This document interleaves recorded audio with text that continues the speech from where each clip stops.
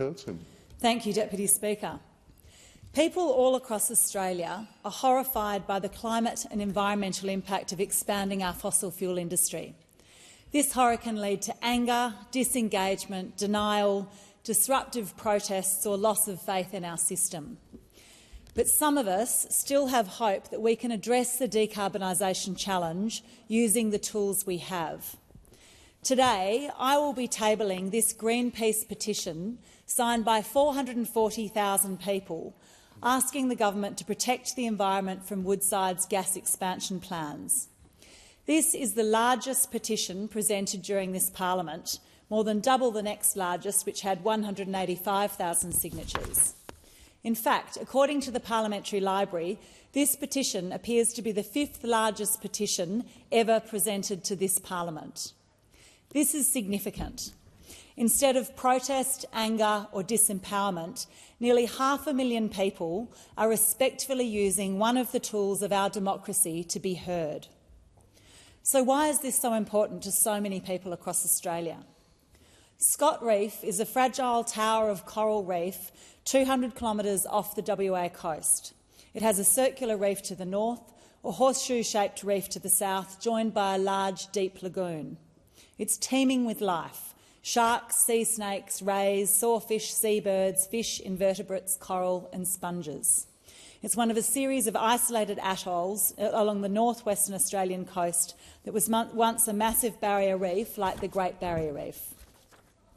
There are at least 29 species of marine mammals on Scott Reef, 41 species of birds, almost 1,000 species of fish, many more amazing and unique animals, some of which haven't been found anywhere else.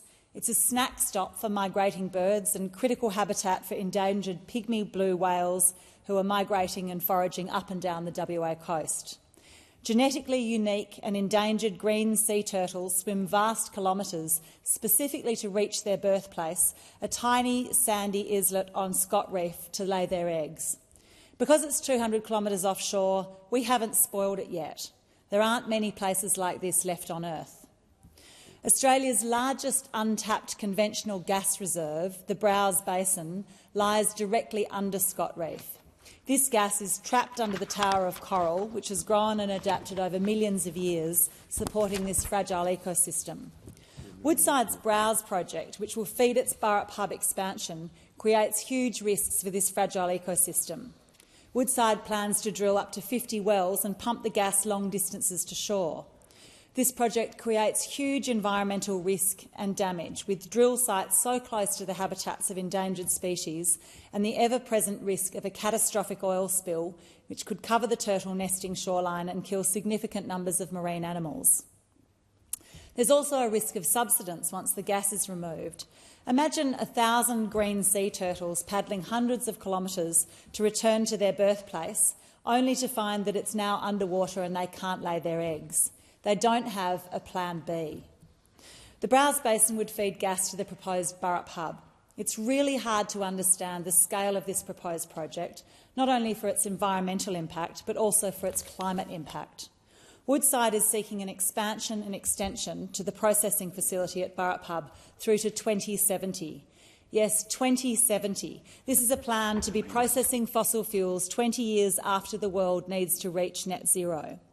The emissions from the extraction, processing and burning of the Burrup hub gas would be more than 12 times Australia's annual emissions, one project responsible for 12 years of all of Australia's emissions. Think of all the effort we're putting into decarbonising, while this one project would overshadow all of our efforts. Proceeding with Browse will make it hard for Australia and the world to reach its decarbonisation targets. Woodside is seeking approval for this massive project in stages. The WA EPA is still assessing part of it, and the Environment Minister will then have the opportunity to consider it.